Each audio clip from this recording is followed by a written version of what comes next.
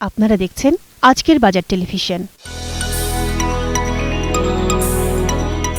স্বাগত আজকের বাজারে। প্রিয় দর্শক, অনেকেই বলে থাকেন ব্যবসা করা সহজ নয়, আবার কেউ বা বলে থাকেন ব্যবসা করতে টাকা লাগে অনেক জ্ঞান, বুদ্ধি আর মেধা। সত্যি কি তাই? ছোট বড় নানা ধরনের ব্যবসা অনেকেই করছেন সফলভাবে। কিভাবে শুরু করা যায় কোনো ব্যবসা? কত টাকাই বা মূলধন লাগে? কিভাবে হওয়া যাবে সফল ব্যবসায়ী? আর কতটাই বা থাকতে হবে পড়ালেখার যোগ্যতা? সফল ব্যবসায়ীদের কাছ থেকে সরাসরি তাদের অভিজ্ঞতা আর পরামর্শ নিয়ে সাজানো হয়েছে আমাদের এই আয়োজন আজকের বাজার গাইডলাইন।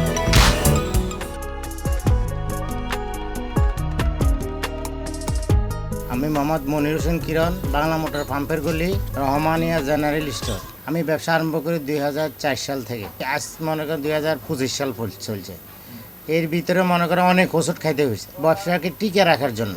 যা আসলে এখন বর্তমানে আমি আগে কর্মচারী 2 জন ছিল, এখন আমি একাই চালাইতেছি। যেমন পূর্বে যেমন দৈনিক মনে করেন সেল 40 থেকে 45 হাজার টাকা হইতো, এখন ডেইলি 15 থেকে 20 হাজার টাকা। পুঁজি আমার প্রথম পুঁজি ছিল 2 লক্ষ টাকা, এখন বর্তমানে আমি 20 লক্ষ টাকার ইনভেস্ট করতেছি।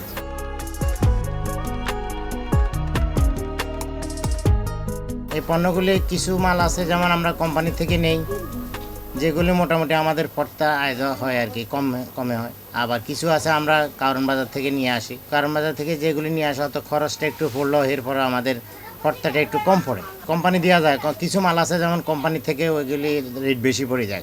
কারণ বাজার যেমন ওরা হোলসেলে মৌলভীবাজার থেকে মাল নিয়ে আসে, তা আমরা ওইখান থেকে কিছুটা কমে রেটে আনতে পারি। পার্থক্য যেমন কোম্পানি নিয়ে আসে, যেমন অনেক মালে আছে যা আমরা মনে করেন কারণ বাজার থেকে নিয়ে আসি। আমরা হয়তো মনে করেন দেওয়া যায় 5,000 টাকার মাল আনলে মনে করেন আমাদের এখানে 100-200 টাকা সেভ হয়ে যায়। যেমন আমি 2 টাকা কমে আনতে পারলে 2 টাকা কমে বিক্রি করতে পারি। হ্যাঁ, ট্রেড লাইসেন্স লাগবে। ট্রেড লাইসেন্স ছাড়া, কারণ আমরা সরকার আওতাভুক্ত ব্যবসা বাণিজ্যকে, যে এটা সরকার একটা ইয়ে আছে, তো সরকারের খাতে লেখা আছে।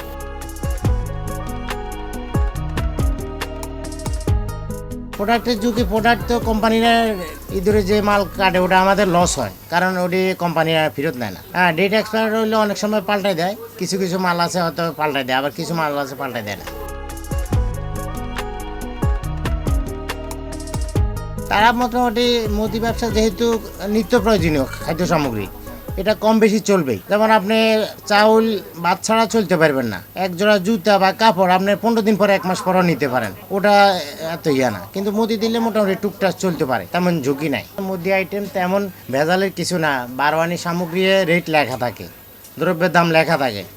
হ্যাঁ, যেমন একটা জিনিস মনে করেন 115 টাকা, হ্যাঁ হয়তো কিনতে হয় 100 টাকা, তাহলে 15 টাকা সেভ হয়। হ্যাঁ, চাউল ডাল নিত্য প্রয়োজন যেমন কিছু সামগ্রী আছে রেট লেখা থাকে না, ওইগুলি ভোক্তারা মনে করেন হয়তো কেজিতে 2 টাকা বা 3 টাকা এগুলি বাড়তি নেয়, তাতেই মোটামুটি চলে আর কি। মুদিয়া ব্যবসা মোটামুটি কোনো ট্রেনিংয়ের প্রয়োজন হয় না, সরাসরি করতে হবে। তবে একটু পড়ালেখা করতে থাকলে ভালো হয় আর কি, পড়ালেখা থাকলে ভালো হয়। যেহেতু আমি মনে করেন আমি ডিগ্রি পাস করছি 96-তে, এর মধ্যে বাইরে চলে গেছি, এর আসার পর থেকে এখানে ব্যবসাতে জড়িত। আমরা তো অনেক আগে যেমন 2004 সালে করছি, এখন বর্তমানে রানিং করতে হলে কমের পক্ষে আপনার 10 লাখ টাকা লাগবে। কারণ হলো যেমন দোকানে অ্যাডভান্স বেশি, পণ্যের দাম বেশি, এগুলি সব মিলে অনেক ইনভেস্ট করতে হয়। 1 লাখ টাকা ইনভেস্ট করে মনে করেন মাসে 50-60 হাজার টাকা ইয়ে করতে পারবে।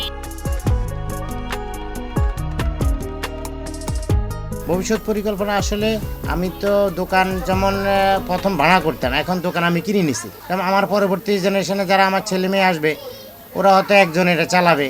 তবে ও ধরনের কেউ আমি করতেছি না, ওরা পড়ালেখা করতেছে বা আরও ভালো পজিশনে যাবে, এটাই আশা আর কি। দর্শক, ভিডিওটি ভালো লাগলে লাইক দিন। নতুন নতুন আরও ভিডিও পেতে আমাদের চ্যানেলটিকে সাবস্ক্রাইব করে পাশে থাকা বেল আইকনটিকে ক্লিক করুন। এতক্ষণ সঙ্গে থাকার জন্য ধন্যবাদ।